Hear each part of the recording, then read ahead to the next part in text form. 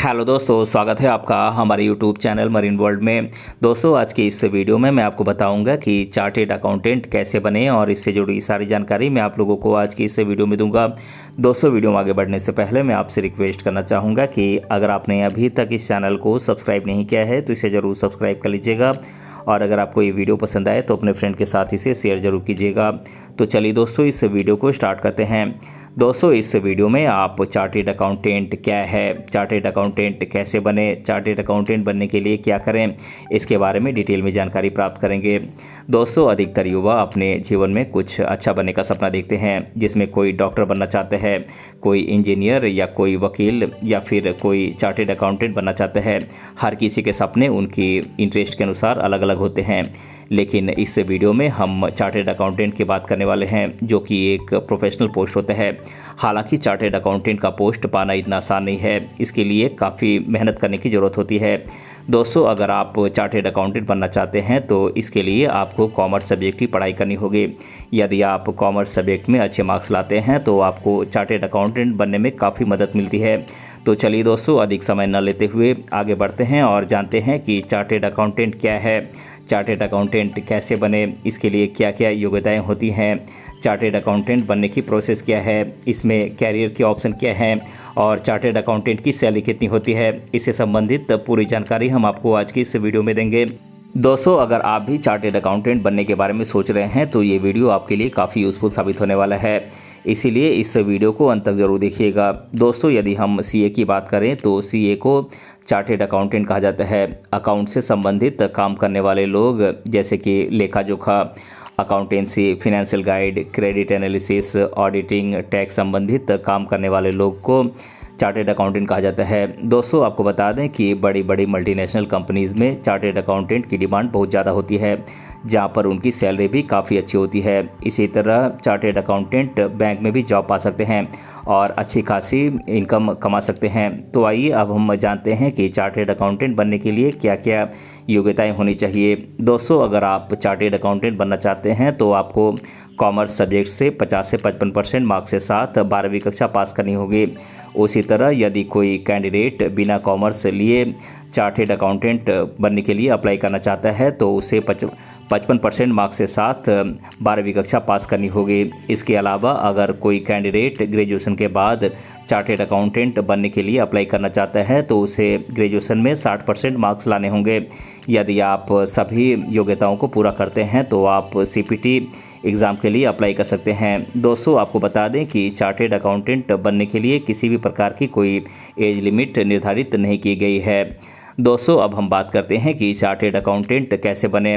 दोस्तों, यदि आप चार्टेड अकाउंटेंट बनना चाहते हैं तो आपको सीए बनने की 3 स्टेप की एग्ज़ाम से गुजरना होता है। Chartered accountant foundation course, chartered accountant intermediate course और चार्टेड अकाउंटेंट आर्टिकलशिप। दोस्तों, बात करें चार्टेड अकाउंटेंट फाउंडेशन कोर्स की तो दोस्तों, chartered accountant foundation course CA बनने के लिए ये पहला स्टेप है, जिसके लिए आपको 12वीं कक्षा में कॉमर्स सब्जेक्ट से अच्छे मार्क्स के साथ आपको 12वीं कक्षा पास करनी होगी और उसके बाद आपको फाउंडेशन कोर्स के लिए रजिस्ट्रेशन करना होगा। दोस्तों, चार्टेड अकाउंटेंट फाउंडेशन कोर्स के लिए रजिस्ट्रेशन करने के बाद आपकी वैलिडिटी 3 सालों तक होती है और इन 3 सालों में आपको फाउंडेशन कोर्स एग्ज़ाम पास करनी होती है। यदि आप किसी कारणवश इस एग्ज़ाम में असफल हो जाते हैं तो आपको फिर से एग्ज़ाम देने के लिए रजिस्ट्रेशन करना होता है और इस एग्ज़ाम के लिए आपको 4 महीने का समय दिया जाता है, जिसके बाद आपको एग्ज़ाम की ठीक तरह से तैयारी करके इस एग्ज़ाम को पास करना होता है। दोस्तों, यदि आप चार्टेड अकाउंटेंट बनना चाहते हैं तो आपको इसके लिए चार्टेड अकाउंटेंट फाउंडेशन कोर्स के 4 पेपर देने होते हैं। इसमें आपको हर पेपर के लिए 3 घंटे का समय दिया जाता है और हर पेपर के लिए आपको 100 मार्क्स निर्धारित किए जाते हैं। दोस्तों, बात करें फाउंडेशन पेपर के सिलेबस की तो दोस्तों, इसमें कुल 4 पेपर होते हैं। पेपर 1 में होता है principles and practice of accounting, जो कि 100 मार्क्स का होता है। पेपर 2 में 2 पार्ट्स होते हैं। पार्ट ए में बिजनेस मैथमेटिक्स 60 मार्क्स का पूछा जाता है, वहीं पार्ट बी में स्टैटिस्टिक्स 40 मार्क्स का पूछा जाता है। पेपर 3 भी 2 पार्ट्स में डिवाइडेड है।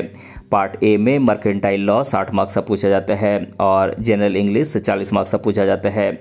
पेपर फोर्थ भी 2 पार्ट्स में डिवाइडेड है। पार्ट ए में बिजनेस इकोनॉमिक्स से आपसे 60 मार्क्स से सवाल पूछ जाते हैं। वहीं पार्ट बी में वोकेशनल एंड कॉमर्शियल नॉलेज से आपसे 40 मार्क्स से सवाल पूछ जाते हैं। दोस्तों बात करें चार्टेड अकाउंटेंट इंटरमीडिएट कोर्स की, तो दोस्तों फाउंडेशन एग्ज़ाम पूरी करने के बाद आपको दूसरे स्टेप की इंटरमीडिएट कोर्स के लिए रजिस्ट्रेशन करना होता है। उसके बाद आपको सिलेबस की स्टडी करने के लिए आपको 8 महीने का समय दिया जाता है और इन 8 महीनों में स्टडी पूरा करने के बाद आपको इंटरमीडिएट एग्ज़ाम देनी होती है। और इस इंटरमीडिएट एग्ज़ाम में 8 पेपर्स होते हैं जिसे 2 पार्ट्स में डिवाइड किया गया है, जिसे आपको अच्छे मार्क्स के साथ सफलतापूर्वक पास करना जरूरी होता है। दोस्तों इंटरमीडिएट के लिए रजिस्ट्रेशन करते ही आपको 4 सालों की वैलिडिटी मिल जाती है और इन 4 सालों में आपको इंटरमीडिएट की एग्ज़ाम पास करनी होती है।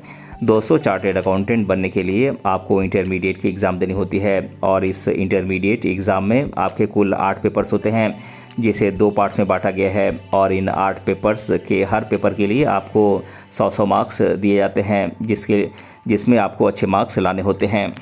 दोस्तों बात करें इंटरमीडिएट एग्ज़ाम के सिलेबस की, तो इसे 2 ग्रुप में बांटा गया है। ग्रुप 1 में पेपर 1 to 4 आते हैं और ग्रुप 2 में पेपर 5 to 8 आते हैं। बात करें ग्रुप 1 के सिलेबस की, तो इसमें पेपर 1 अकाउंटिंग का पेपर होता है जो कि 100 मार्क्स का होता है। Paper 2 corporate law and other laws का पेपर होता है जो कि 100 मार्क्स का होता है। Paper 3 cost and management accounting का पेपर होता है जो कि 100 मार्क्स का होता है।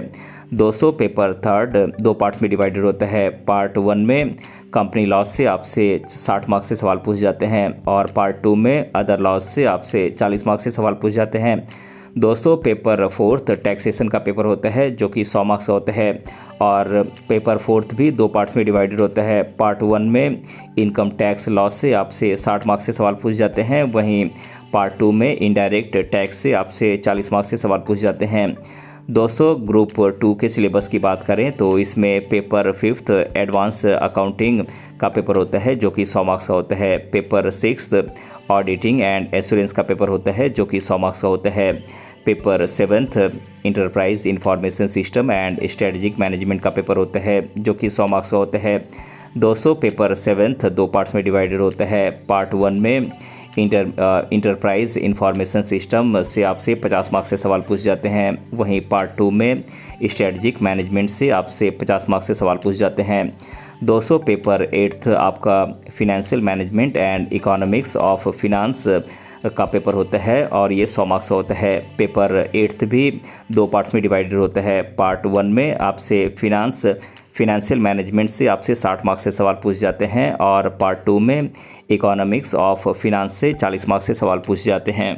दोस्तों जैसे ही आप इंटरमीडिएट एग्ज़ाम पूरी करते हैं आपको अंतिम स्टेप आर्टिकलशिप के 3 साल की प्रैक्टिकल ट्रेनिंग के लिए अप्लाई करना होता है।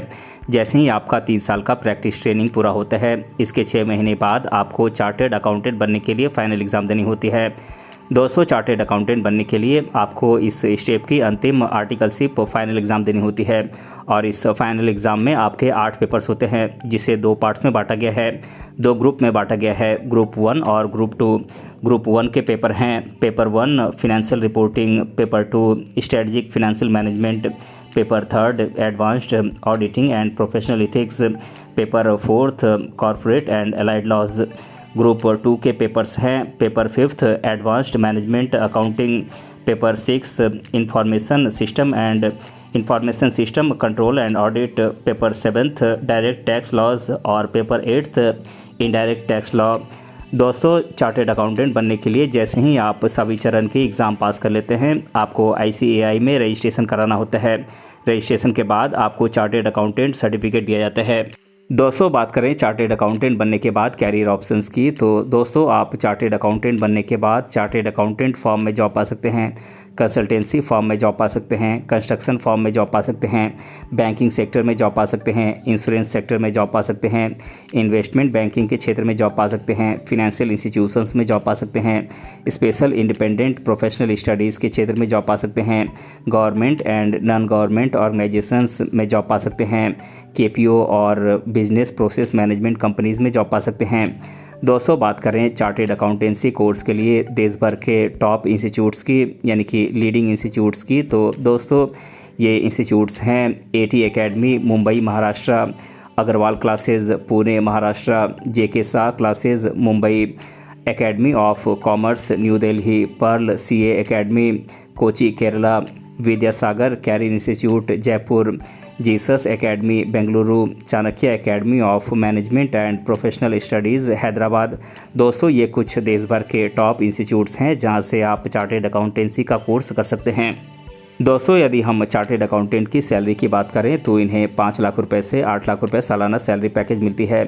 इसके अलावा जैसे जैसे इनका एक्सपीरियंस इस क्षेत्र में बढ़ता जाता है वैसे वैसे इनकी सैलरी बढ़ती ही जाती है और एवरेज इनकी सालाना सैलरी 20 से 25 लाख रुपए तक हो जाती है। और जैसे जैसे इनका एक्सपीरियंस इस क्षेत्र में बढ़ता जाता है वैसे वैसे इनकी सैलरी भी बढ़ती जाती है। दोस्तों, अब मैं आप लोगों को चार्टेड अकाउंटेंट बनने से रिलेटेड स्टूडेंट्स के द्वारा अधिकतर बार पूछे जाने वाले प्रश्नों को आप लोगों के साथ एक एक कर डिस्कस कर देता हूं। पहला सवाल है, चार्टेड अकाउंटेंट कोर्स की अवधि कितनी होती है, यानी कि ड्यूरेशन कितनी होती है। तो दोस्तों, मैं आपको बता दूं कि सीए कोर्स पूरा करने में कम से कम 5 साल का समय लगता है। दूसरा सवाल है, सीए कोर्स की फ़ीस कितनी होती है। तो दोस्तों, मैं आपको बता दूं कि सीए कोर्स की कुल फ़ीस 9,000 से लेकर 10,000 रुपये तक होती है, लेकिन ये फ़ीस सीए फाउंडेशन के दौरान इंस्टीट्यूट को देनी होती है। इसके अलावा कुल एग्ज़ाम फ़ीस, कोचिंग फ़ीस और बुक्स आदि को लेकर 15,000 से 20,000 रुपये तक खर्च उठाना पड़ सकता है। तीसरा सवाल है, सीए का क्या काम होता है। तो दोस्तों, मैं आपको बता दूं कि लेखा जोखा, accountancy, financial guide, credit analysis, auditing, tax संबंधी काम सीए करते हैं। चाहे तो चार्टेड अकाउंटेंट बैंक में अकाउंटेंट की जॉब भी प्राप्त कर सकते हैं। चौथा सवाल है, बीकॉम के बाद सीए कैसे बने।